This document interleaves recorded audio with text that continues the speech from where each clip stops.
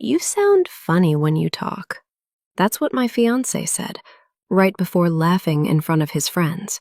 And that laugh? Yeah, it echoed in my head for weeks. Because that moment, right there, was when love turned into humiliation. But the real twist?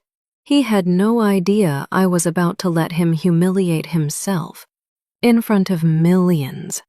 Hey, I'm Ana Morales, 28, originally from Colombia but living in Austin, Texas. I came to the US chasing my dream, journalism, and somehow ended up chasing love instead. Mark was charming at first, the kind of guy who says, "I love your culture," while scrolling through his phone. He said my accent was cute when we met. But after the ring came, that cute turned into, "Can you say that in English?"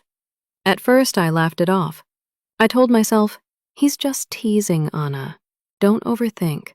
But then it started happening more often. At dinners, with his coworkers. I'd say something and he'd mimic my accent, rolling his R's exaggeratedly while his friends chuckled. One night, after too many drinks, he actually said, "You know, it's funny. People take you seriously until you open your mouth." That hit hard. I'd worked my whole life to be respected, and the man I loved was making me the punchline. Still, I swallowed my pride, because that's what people like us are taught to do. Smile through the sting. Then came the day he told me he got a chance to be on a live morning show, a local TV special about everyday love stories. They wanted to feature real couples on air, and he thought it'd be cute if he proposed live. Everyone said it'd be romantic, viral even, but for me, it was the perfect stage for karma. So I smiled and said, "Sí, mi amor. That sounds beautiful." But inside, I was already planning something else. Would you forgive someone who mocked your accent in public? Comment, "No way," if you do what Anna's about to do next. And make sure you hit subscribe so you don't miss how this one ends. I started recording everything. Every rude joke, every mocking imitation he threw my way. Not for revenge yet, but because I wanted to remember the moment I stopped being blind. The morning show reached out to confirm details, his idea, his spotlight, his little fantasy of becoming the perfect romantic boyfriend on live TV. He bragged about it for days, told everyone at work, told his parents, even made me rehearse my surprised reaction. He didn't notice how quiet I'd become. He didn't notice how every time he corrected my pronunciation, I'd look at him just a little longer than before, memorizing the sound of arrogance. The week before their proposal, I had lunch with his producer friend, the same one who worked on the morning show. She adored me, always said, "You're way too kind for him."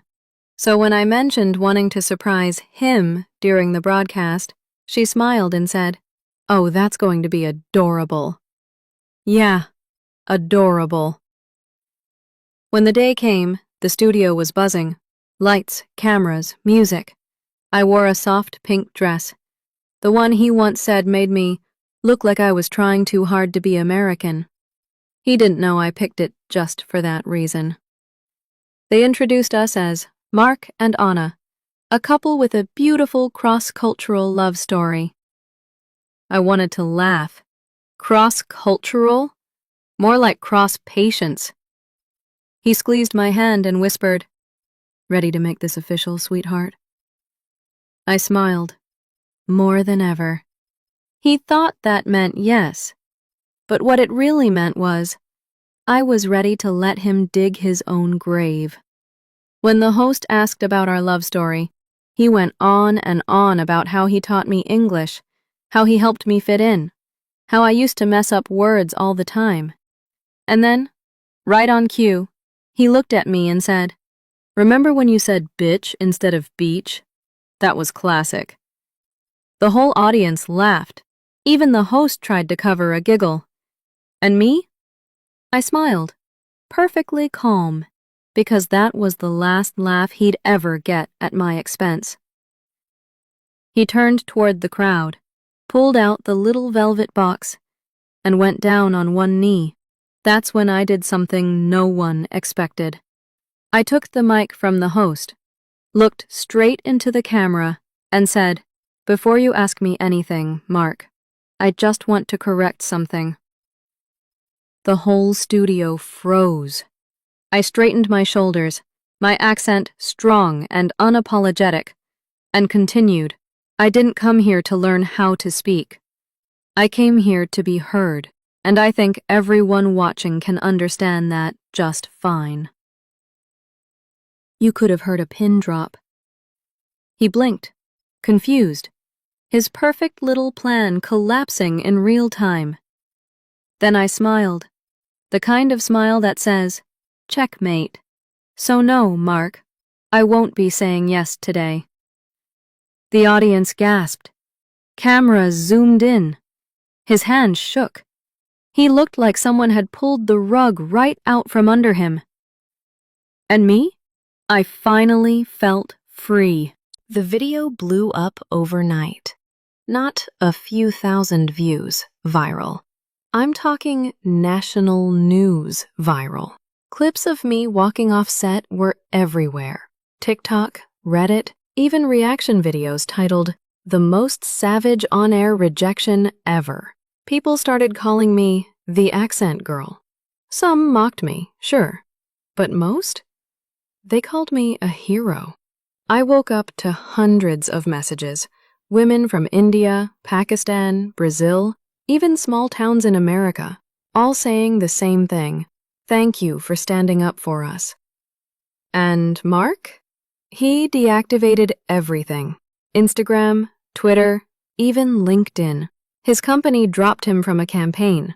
Apparently, clients didn't like working with a man trending under the hashtag "man who mocked her."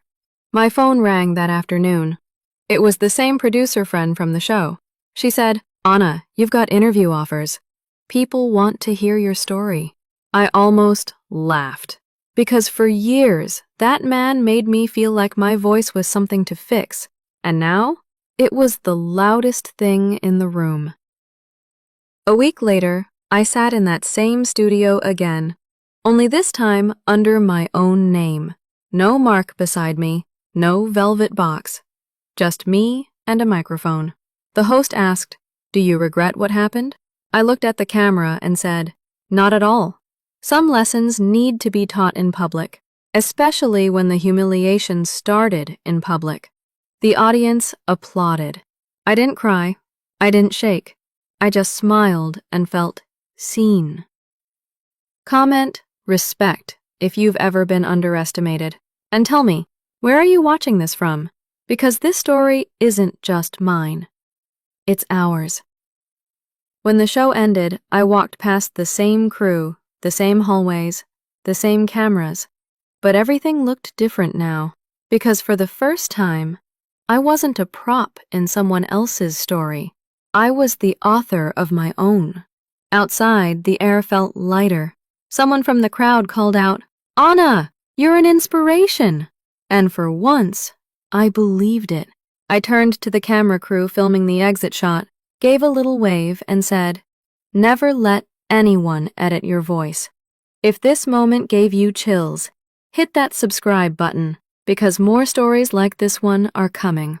Real ones, raw ones, the kind that remind you silence was never golden. It was just mistaken for obedience." It was 3 months later when I saw him again.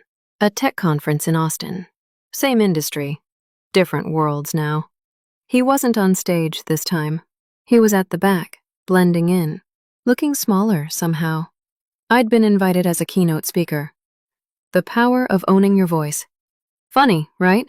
The same accent he used to mock had built me a career. As I walked off stage, the crowd still clapping, I saw him waiting near the exit. He looked nervous, older, like someone who'd finally realized the cost of arrogance. "Anna," he said quietly, almost whispering, "can we talk?" For a second, the old part of me, the people pleaser, wanted to say yes. But that version of me didn't exist anymore. So I smiled. "Talk about what, Mark?" How my accent ruined your career? He winced. I never meant for things to go that far. I tilted my head. You never meant to get caught. That's what you mean. He didn't argue. He just sighed and said, You really turned this around, huh? I nodded. No, you did. You gave me the push I didn't know I needed. He looked down, shame written all over his face. And for the first time in a long time, I didn't feel angry. I felt powerful. Not because I'd ruined him, but because I'd risen without needing to. I picked up my bag, looked him in the eyes, and said, You taught me something important, Mark. The same voice you once mocked? Greater than. It's the reason people listen to me now. Then I walked away, calm, composed, unstoppable. Outside, the sun was setting, golden lights spilling over the city skyline. A reporter ran up to me asking for a quick quote. I smiled straight into the camera and said, They laughed at my voice once. Now they write articles about it. Comment, power, if you've ever turned your pain into purpose. And if you've ever been told you're too much, remember, that's exactly how you make history. As I stepped into the waiting car, my phone buzzed. A flood of new messages, invitations, and support. But I ignored them for a moment. I just looked out the window, smiled, and whispered to myself, Greater than, this is my sweet revenge. If this story hit deep, make sure to subscribe, because every voice that was once silenced deserves its turn to be heard. Next week's story might just be yours.